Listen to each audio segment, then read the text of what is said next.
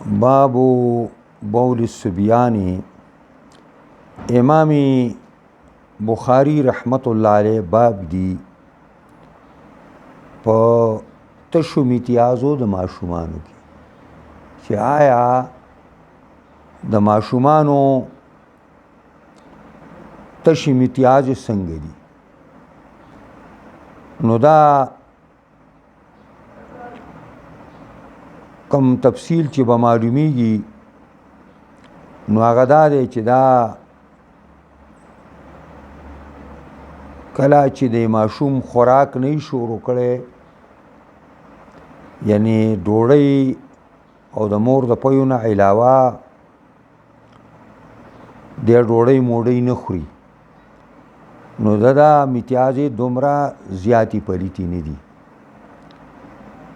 نبی کریم صلی الله علیه وسلم ته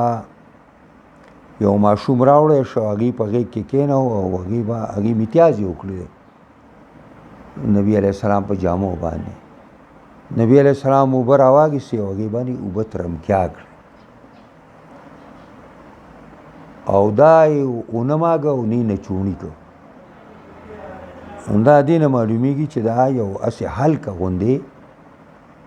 پلیتی ده، بلکې پلیتی به ورته هم نه وایو، بلکې دا ده چې د دې اوبو د دې پونه کولو معنا دا ده چې د دې نه بیا هغه بدبویي داسې نه ځي. حدثنا عبد الله ابن يوسف قال أخبرنا مالك عن هشام بن عروة عن أبيه عن عائشة أم المؤمنين أنها قالت أوتي رسول الله صلى الله عليه وسلم بصبي. نبی کریم ته یو ماشوم راوړی شو، فبال على ثوبه. هغه ماشوم د پیغمبر خدا په جامه باندې امتیاز یې وکړ، ځکه چې پیغمبر خدا په غېږ کې کېناو. فدعا بماء، نبی علیہ السلام اوبه راوغوښتې چې اوبه راوړئ. چې اوبه راوړې نو فاتبعه ایاهو، دا اوبه ورپسې کړې، یعنی په هغه ځایونو باندې اوبه واچولې. د غسل لفظ رانغی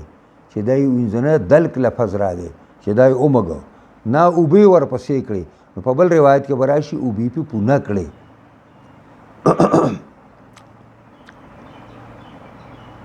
نو دا یو روایت شو.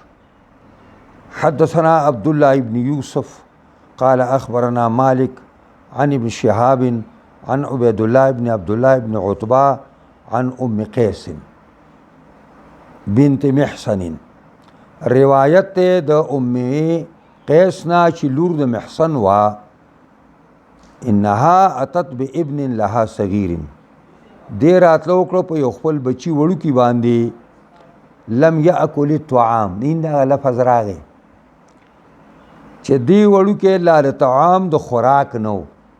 یعنی د مور په پویو باندې گزاره کوله. الی رسول الله صلی الله علیه وسلم، نبی کریم ته راوسته. فاجلسه رسول الله صلی الله علیه وسلم فی حجره، نبی علیہ السلام په خپله غېږه کې کېناو. فبال علی ثوبه، امتیاز یې وکړې په جامه د پیغمبر باندې. فدعا بماء فنزحه ولم یغسله، دا اوبې پې پونه کړلې او وی نه انځو دی لره، یعنی نه اوماګه او نه نچوڼي که، بس اوبې پې واچولې. نو دا معلومیږي چې دا داسې پلیتی نه ده. دا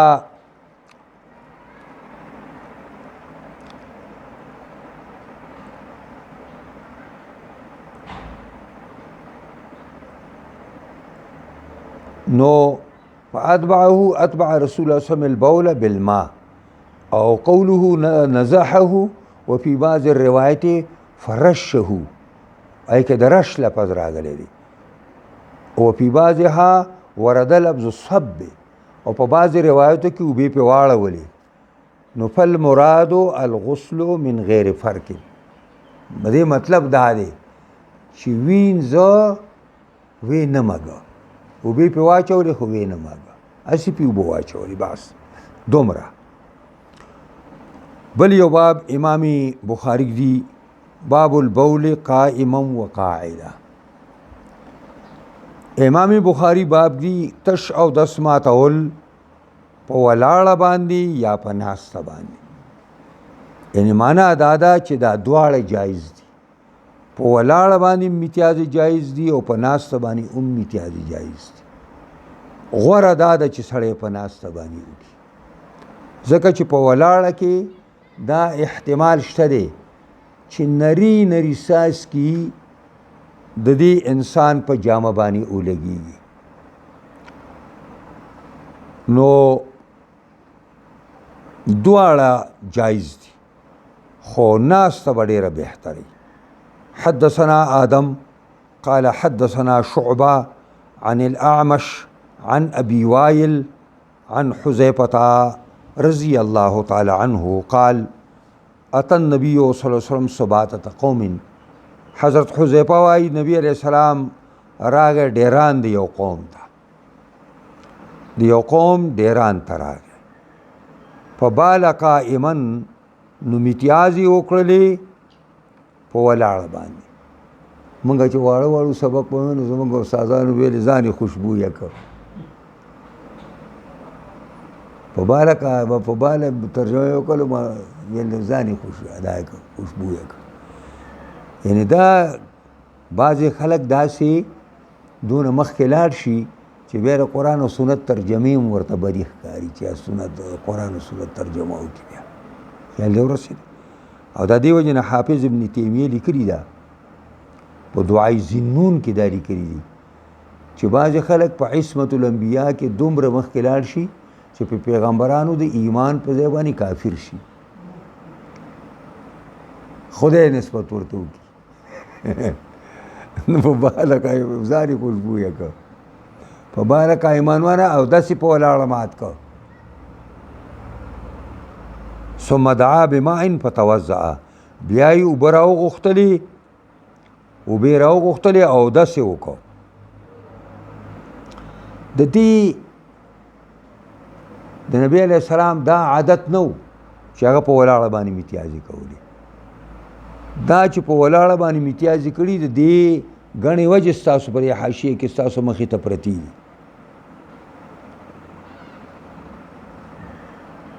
هغه دا دی چې نبی علیه الصلاة والسلام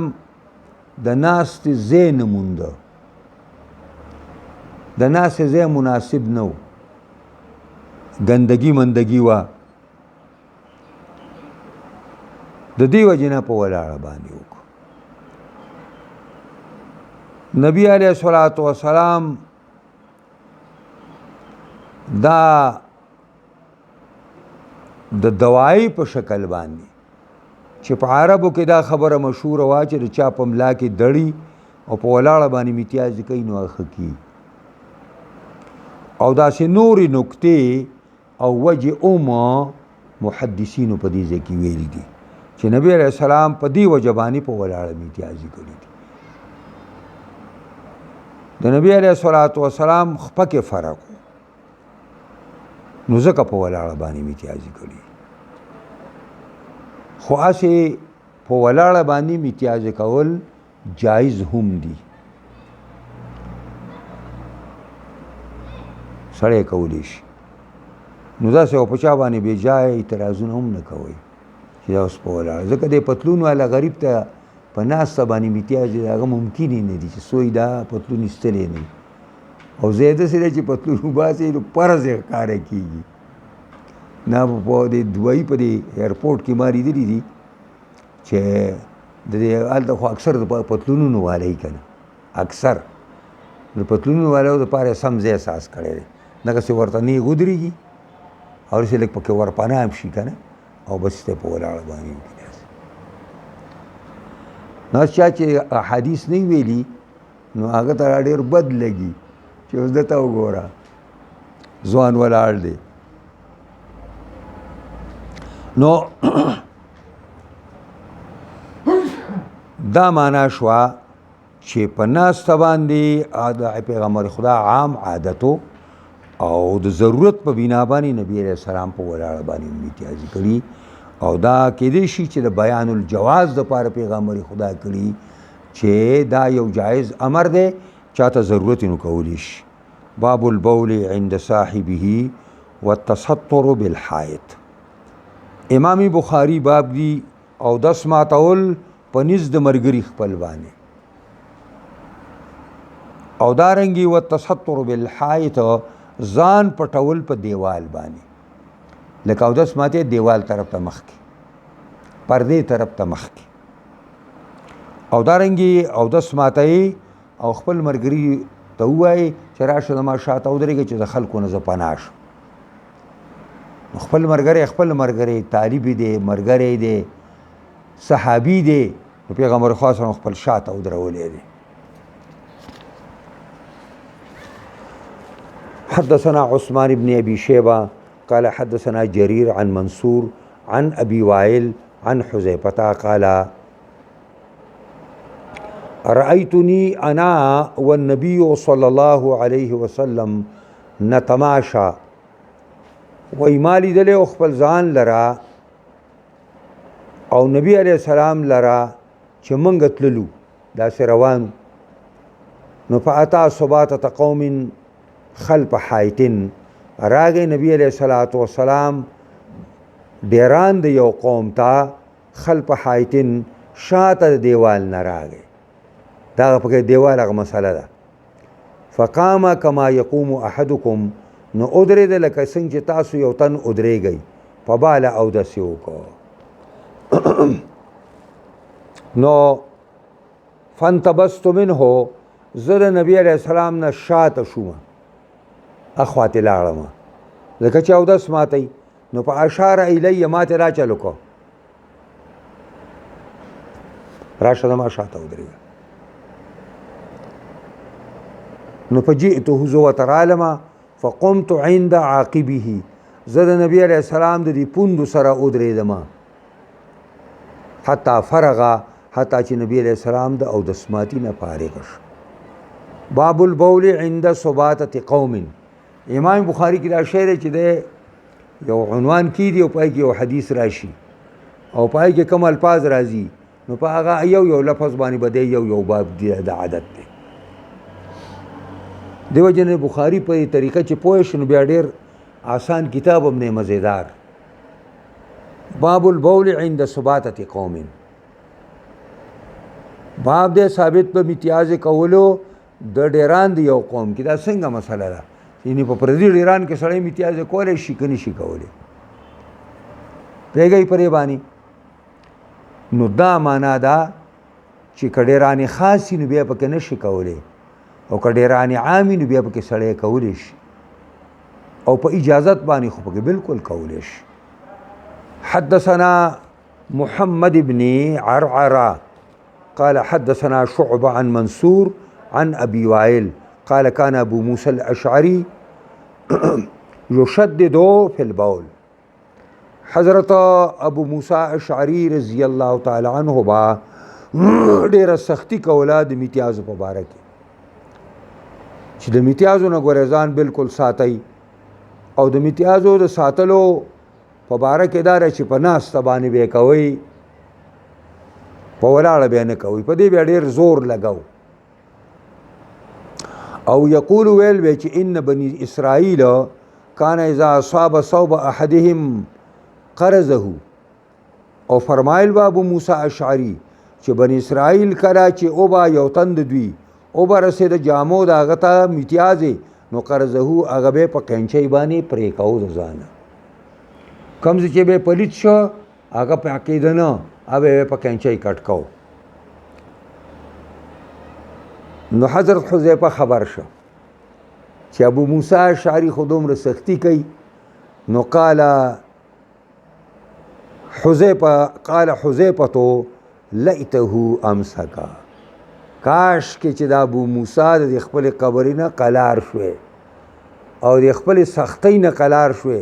دومره سختی د خلکو سره نه کولې. اتى النبي اتى رسول الله صلی الله علیه وسلم صباتة قوم فبال قائما. زکه دا ویم چې نبی علیہ السلام راغې ډیران د یو قوم ته میتیازي په ولاړه باندې وکړي په ولاړه باندې نو څنګه ابو موسی په دې باندې دونه زور لګی چې ګوره په ولاړه به میتیازي نه کوي په ناسته به کوئ او پوره احتیاط به کوئ چې په تاسو باندې نبي علیه السلام دغه وکړه او دغه کومې رشاش چې راځي هغې له نبي علیه السلام څه توجه هم ورنه کړه. باب غسل الدم. امام بخاری باب دی په دې کې چې وینه انزل د بدن نه یا د جامې نه دا څنګه مسله ده. ځکه د وینې په باره کې د بعضو خلکو دا رای ده چې په دې اودس نه ماتیږي، لکه د امام شافعي رحمت الله علیه دا مسلک دی. ګڼ کسان ورسره په صحابه او تابعینو کې ملګري دي چې په دغه باندې په دغه باندې اودس نه ماتیږي په دې باندې. نو آیا د انزل بیا څنګه نو امام بخاری باب کې خو باب غسل الدم. حدثنا محمد المثنى قال حدثنا يحيى عن هشام قال حدثني فاطمة عن أسماء قالت جاء امرأة إلى النبي صلى الله عليه وسلم رال لا یو زنانا نبی علیہ السلام تا فقالت ارأيت خبر را کمالا احدانا تحیزو پہ صوبے یواک تنا زمنگا حائز کیگی پجامہ کی نو چې پجامہ کې حائز کیگی نو تصل الدم الى الصوب کله کله ویني پجامہ باندې اولګي نو کې پتاسنعو دا زنانه بس کوي دی ویني سره بدا زنانه سکی او چا شوی دا قال تحته ثم تقرصه بالماء. نبی علیہ السلام ویلی چې دا او چا وینه با اول او گرئی داسی بے کی او بے سنڈی داسی چې دا اومگلا ثم تقرصه بالماء بیا به چې کوم دی اومږي په اوبو باندې یعنی اوبه به پرې راچوي او په ګوتو باندې به مږي او وتنزعه بالماء دقه معنا ده چې انزي به دې لره په اوبو باندې وتصلي فيه لمونځ به پکې کوي. بیا نو معنا دا شو چې وینا او دس ماتېدل او نه ماتېدل ځان له مسله شوه، خو وینه چې راغله او په جامه باندې پرېوته نو دا که لونده وه نو اوبه انځي، که وچوه نو اوبه ګرې او بیا به د نوکونو پر سر باندې په اوبو باندې اومږې او اوبه به پرې واچوي به انځي. حدثنا محمد قال أخبرنا أبو معاوية قال حدثنا هشام بن عروة عن أبيه عن عائشة قالت جاءت فاطمة بنت أبي حبيش رالا فاطمة الچلور دا أبي حبيش إلى النبي صلى الله عليه وسلم نبي كريم تا فقالت يا رسول الله إني امرأة أستحاذ زه وخزم زه حایزه کېږم فلا اطهر نه پاکېږم، یعنی استمر علی دمی دا وینه په ما باندې همیشه به چلیږي داسې بندېږي نه نو سبا کومه فادعو الصلاة آیا زه به مونځ به پرېږدم؟ فقال رسول الله صلی الله علیه وسلم لا، نبی علیه السلام لمونځ به نه پرېږدې، انما ذلک عرق دا خو وینه د رګ ده، دا خو وینه د رحم نه ده، دا د رحم په دې خوله کې دا د بار نه دا رګ دی او هغه رګ کله کله وشلیږي بلکې کله کله ابلیس لته ورکوي او د هغې سره هغه راماتیږي، هغه استحاض چې ورته وایي دا هغه شی دی، دا د قعر د رحم نه راځي. نو نبی علیہ السلام ورته ویلي چې تراسې به وکې چې دا وینه د رګ ده او ولیس بحیض لیس بحیض لا مهواري نه ده، فاذا اقبلت حیضتک کله چې را متوجي شي او را مخامخ شي ستا حیض نو په دعي الصلاة مونځ پرېږده، و اذا ادبرت او کله چې ستا د حیض وخت تیر شو او وینه هغسې روانه ده نو فاغسلي عنک الدم ځانه وینه ووینځه. دا حدیث موږ دلته دې لپاره ذکر کړ چې فاغسلي عنک الدم د ځانه وینه وینځه، هلته د جامې نه راله او دلته د ځانه راله، ثم صلي بیا مونځ کوه. قال وقال ابي هشام وی زما پلار ویلیو داسې چې ثم توضئي لكل صلات بیا اودس کوه د هر مانځه لپاره لكل وقت صلات دا د احناف ترجمه ده د هر مانځه لپاره کوه نو د هر مانځه لپاره معنا دا شوه چې د فرضو لپاره به ځان لکې نفلو لپاره به ځان لکې د قضا لپاره به ځان لکې او لوقت کل صلاتین چې شي نو لکه د ماسپښین په وخت کې ته اودس وکړه دا اودس ستا د ماسپښین د وخت دپاره دی بس که په دې کې ته هر مونځ کې او که تلاوت د قرآن کې او که قرآن رالی او که هر څه کې دا ټیک دی او چې ټیم تیر شه که تا اودس مات شوی نیم ستا اودس مات شو دې ته صاحب العذر وایي نو شوافی حضرات وایي چې د هر مانځه دپاره به سړی اودس کوي لیکن د احنافو دقه مسلک دی چې د وقت د مانځه دپاره د ټول وقت دپاره به اودس کوي د وقت په وتلو به د اودس ماتیږي او چې وقت وتی نه وي نو نه به ماتیږي د اودس نو ځکه وایي چې ثم توضئي لكل صلات ثم حتی یجیء ذلک الوقت حتی چې راشي دغه وقت یعنی معنا دا ده چې دا وخت تیر شي بس تا اودس به بیا په دې باندې ماتیږي باب غسل المنی وفرقه غسل ما يصيب من المرأة وغسل ما يصيب من المرأة امام بخاری باب دی په انزلو د منی کې دا نطفه انسانی چې د انسان تخلیق تکیږي دا توای منی دی انزل دا ځکه وایي امام بخاری چې بعضې کسان دې ته پاکه وایي بعضې مسلکونو کې دې ته پاکه ویلې شوې ده خو به هر حال انزل په کار دی د دې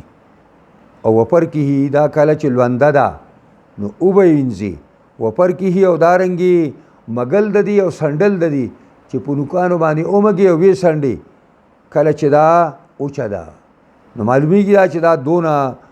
غلیظه پلیتی نه ده ځکه چې دا په فرق باندې اوم پاکیږي او غسل ما یصیب من المرأة او انزل د هغه څیز چې سړي ته ورسیږي د خپلې بیبي نه د خپلې بیبي نه کوم لونوالی تا ته رسیږي نو دغه به انځي حدثنا عبدان قال اخبرنا عبد الله بن مبارك قال اخبرنا عمرو بن ميمون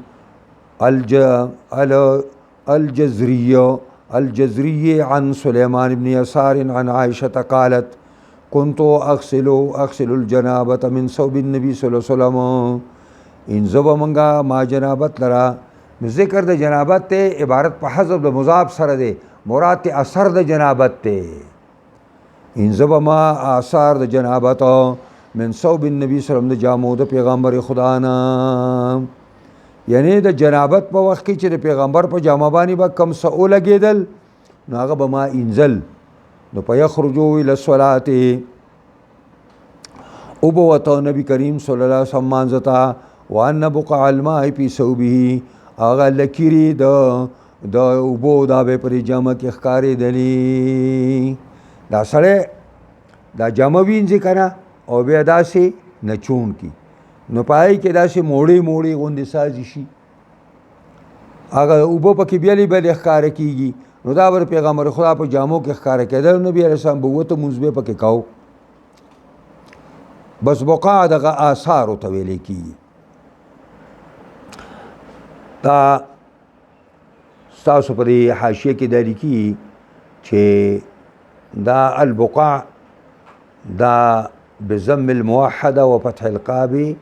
وبالعين المهمله جمع بقعه دا نو دا كالنطف والنطفه او البقعه قطعه من الارض اصل کې بقعه یو حصې د ځمکې ته وایي یخالف لونها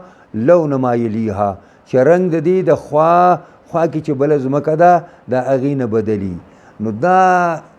جامه چې ته ووینځې او نچوڼي کې دا لږ ځای نو دا چې دی پرېږدسې نو د نورو جامو نه دا بیا ښکاره کېږي هغه بقاع دغه دي، هغه نښې، هغه آثار، دا ایمانات. دا وأن بقاع الماء في ثوبه. حدثنا قتيبة قال حدثنا يزيد قال حدثنا عمر عن سليمان بن يسار قال سمعت عائشة رضي الله تعالى عنها وحدثنا مسدد قال حدثنا عبد الواحد قال حدثنا عمرو بن ميمون عن سليمان بن يسار قال سألت عائشة عن المني. ما تپوسو کو د عائشة ام المؤمنین د حکم د منی چې منی په جامه باندې یا په بدن باندې پراتی نو په ما حکمه یصیب صوبا چې جامې ته ورسیږي. قالت وای عائشة كنت اغسل من ثوب رسول الله صلی الله علیه وسلم، منی با ما انزل د جامې د پیغمبرنا نو په یخرج الى الصلاه واثر الغسل في ثوبه بقع الماء، او اثر د غسل او د انزلو په جامه دای کې دا هغه نخې وی چې کوم دی مخالفې په د اوبو هغه نخې په کې مخالف ښکاره کېدلې بیلې داسې. باب اذا غسل الجنابه او غیرها فلم يذهب اثره. امام بخاری باب دی که یو سړی جنابت ویني اثر د جنابت وینځي دغه منی وینځي، دا ایمانه ده. او غیرها یا بل پلیتی وینځي د جامې فلم يذهب اثره، هغه اثر په اوبو باندې لا شي، په مګلو باندې لا شي، نو باک نه کوي. حدثنا موسى بن اسماعيل قال حدثنا عبد الواحد قال حدثنا عمرو بن ميمون قال سمعت سليمان بن يسار في الثوب تصيبه الجنابه. دا هغه جامې په باره کې مې اورېدلي د سلیمان زوی د یسار نه چې هغې ته جنابت ورسي، یعنی دا منی ورته ورسیږي. قالت عائشة كنت اغسله من ثوب رسول الله صلی الله علیه وسلم. فرمایل با عائشة ام المؤمنین انزه به ما دی لره د جامې د پیغمبر خدا نه. ثم يخرج الى الصلاه واثر الغسل فيه بقع الماء. او هغه اثر د انزلو به په دې کې نښې وي مختلفې، ځکه چې دا نوره جامه به اوچوه او دا پکې لوندل دغه چاپونه راګري. حدثنا عمرو بن خالد قال حدثنا زهير قال حدثنا عمرو بن ميمون ابن مهران عن سليمان بن يسار عن عائشة أنها كانت تغسل المنية من ثوب النبي صلى الله عليه وسلم. دی به انزو دغه نطفه انسانی د جامې د پیغمبر خدا نه. ثم اراه فيه بقعة، بیا به ښکاره کېده دا ثم اراه، بیا به لیدلو دی لرا په دې کې اراه فيه بقعة او بقعا، لیده و دې کې یوه نښه یا ګڼې نښې دا به ورته په دې کې ځلېدلې. بابو ابوال الابل والدواب. امام بخاری باب دی په دې کې چې د اوښانو امتیازې او د دې نه علاوه د نورو دواب جمع دابې ده، او دابه هر هغه شي ته وما یدب علی الارض چې په ځمکه ځي نو هغې ته دابه ویلی کېږي. نو د دې د امتیازو مسله او والغنمې او دارنګې د ګډو او د چیلو و مرابزها او دارنګې د هغې دغه ګاړو حکم چې هغې د کومه ګاړه ساده شوي او پای کې ودرېږي، آیا هلته مونځ کېږي او که نه کېږي. وصلى ابو موسى في دار البريد او والسرقين او البرية الى جنبه. حضرت موسى ابو موسى اشعری رضی الله تعالی عنه دا دغه د گورنر دی او دار البرید چې کوم دی هغه د چټي رسان هغه کور، یعنی ډاکخانه چې ورته ویلی کېږي. نو اسلامي حکومت کې به هم ډاکخانې وې په هغه زمانه کې، ځکه هغې ته به د خلکو خطونه به راتلل او هغې ته به قاصدان راتلل، او دا به د گورنر د اوسېدلو ځای به هم ده، او په هغې کې به خلکو مالونه به هم راتلل، ډاګونه به راتله که نه، په مالونو باندې سامانونه به راتلل. والسرقین او دارنګې خرشنه به هلته هم پراته وو. اول بریت الی جنبه، شړ ځای به د هغه خوا ته و، شړ میدان به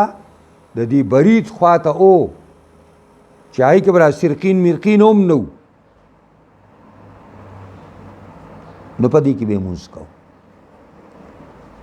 نو چې مونځ یې کوو نو په کاله چا ورته وویل چې صاحب دا تاسو په دې ځای کې مونځ کوئ، دلته چې کوم دی د اخره او قچره مودرېږي او دا پچې مچې هم کوي دلته، او خواته یې نه دا بار ښه غټ میدان دی او ښه پاک دی. نو هغه به وفرمایل چې فقال ها هنا وسم سواء، دا برید چې دا تا ته پکې خرشنه ښکاره کېږي او دا بار ډاګ یو شان دي. دې مطلب دا دی چې د کم څاروي غوښه ته خورې نو د هغې هغه میتیازې او د هغې هغه خورا دغه چې کوم دی هغه سوټي هم پاکي دي. پوهېږئ په دې باندې که دا یې معنا ده. دا هم د بعضې خلکو رای ده، بعضې خلکو دا هم ویلي دي. او امام بخاري رحمت الله علیه هم دې ته اشاره کوي. نو وایي حدثنا سليمان بن حرب عن حماد بن زيد عن أيوب عن أبي قلابة عن أنس قال قدم أناس من عقل وعرينا، رالل سکسان د عقل قبیلینا او د عرینا قبیلینا، دا تکسان دي، ځینې د یو قبیلې نه دي او ځینې د بل قبیلې نه دي. مدینې منورې ته رالل، نبی علیه الصلاة والسلام ته رالل، د ایمان اظهار یې وکړو. فاجتووا المدینه، د مدینې ابو هوا پې بدراله، دا خېټې وپړسېدلې او تک زیړ شو. فامرهم نبی صلی الله علیه وسلم، حکم وکړ نبی علیه السلام دوی ته بلقاح په هغه لنګو اوښو باندې چې لاړ شئ او زما لنګې اوښې دي د بیت المال دي، هلته لاړ شئ د هغې د شپنکو سره، وان یشربوا من ابوالها و البانها، او تاسو اوس کوئ چې کومه دی د هغې د ابوالو د میتیازو نه او د هغې د پیو نه، د هغې پی هم اوس کوئ او د هغې میتیاز هم اوس کوئ. اوس دا خبره چې پی خو اوس کوئ، دا میتیاز څنګه؟ نو د هغې دپاره لکه زمونږ د امام ابو حنیفه دا مسلک دی چې د میتیازې پلیتې دي، نو د هغې دپاره دا خبره ده چې دا میتیازو تاسو د دې مطلب دا دی دا په ځان باندې پورې کوي، مالش یې وکوئ. او دا یې معنا ده چې تاسو دا د وحی په ذریعه باندې نبی کریم ته معلومات شوي وو چې د دې کسانو علاج سوا د دې نه په بل څه کې نشته. نو که دغسې د یو حاذق ډاکټر د یو مسلمان بیمار علاج په حرامو کې هغه ته وځلیږي او یقین راشي چې دی که دا حرام شی د دوای پر ځای استعمال کی دی به روغ شي، نو هغه دپاره دغه حرام په دې وخت کې حرام نه دی چې دغه روح پې بچ کېږي. پوهېږئ په دې باندې ځکه دا خبره کوي. نو فانطلقوا، دا کسان روان شو او لاړل په اوښو کې شامل شو، دا پی مې اسکله. فلما صحوا، کله چې روغ شو او داسې کټیان ته ساز شو، نو قتلوا راعي النبي صلی الله علیه وسلم، د پیغمبر خدا هغه د اوښانو سروونکې ملګری مړ کړ. او واستاقوا النعمه، او هغه دغه وتښتولې، هغه اوښې ځان سره بوتلې. فجاء الخبر فی اول النهار، راغې خبر د ورځې په اول کې چې هغه کسانو دا لوبه وکړه، شپنکې وجلې دی او اوښې بوتلې دي. فبعث فی آثارهم، نبی علیه السلام یو دسته ورپسې وروسته ولېږله د مجاهدینو چې لاړ شئ او بصره یې ولئ. فلما ارتفع النهار حتی جیء بهم، چې کله دا ورځ داسې راپورته شوه، راتله وکړی شو په دوی باندې، دا د نیولي راوستل فامر نبی علیہ السلام حکم کو فقطع ایدیهم وارجلهم چې د دوی لاسونه او خپې رد بدل کټ کړې شو وسمرت اعینهم پر سترګو کې ولا ګرم سیخونه اوال او والقوا فی الحر واچولې شو په حره کې یعنی د مدینه منورې نه یو طرف تم یو ځمکه چې تور تور کاڼي پکې دي او بل طرف ته یو ځمکه چې هغې کې هم تور دې ته حره وایي نو مدینه د دوو حرتینو په منځ کې ده نو په حره کې نسکور واچولی شو دقسې پراته یستقون طلب د اوبو به یې کوو فلا یسقون نو اوبه ور نه کړې شوې او د تندې په حالت کې دقسې مړه شو دا ولې نبی علیہ السلام دا کار وکړو قال ابو قلابه صاحب وایي په هؤلاء سرقو دې کسانو غلا وکړه غل نه لاس پرې کېږي که نه او وقتلوا راعي مړ کو او وکفروا بعد ایمانهم مرتدم شو کافر شو پس د ایمان راوړلو نو مرتد شو او د مرتد حکم مرګ دی او بله خبره دار چې وحارب الله ورسوله دا الله او د رسول سره جنگ وکړه چې د بیت المال اوښې وتښتولې دا کار ورسره ځکه وشو خو نبی کریم صلی الله علیه وسلم به بل حدیث کې بدل تراشي تاسو له نبی علیہ السلام به دین رستو ډیر خیراتونه کول او خلق به د مسلې نه منع کو چې مسله به نه کوئ یعنی معنا دا ده یو کافر ته ونیسې نو ستا دا حق دی محارب کافر دی ذمي نه دی چې ستا سره اسلامي حکومت کې اوسېږي هغه نشي وجلی خو محارب کافر دی مقابل نو هغه وجلی شي سات ایستی شي خو د دې نه علاوه ورسره نور هېڅ نشي کولی چې یا د هغې نه پوزه پرې کړي یا د هغې نه لاسونه پرې کړي یا هغه سره نور داسې بدسلوکي وکړي نه د مسلې نه نبي علیه السلام بیا نهی فرمایله او منع فرمایله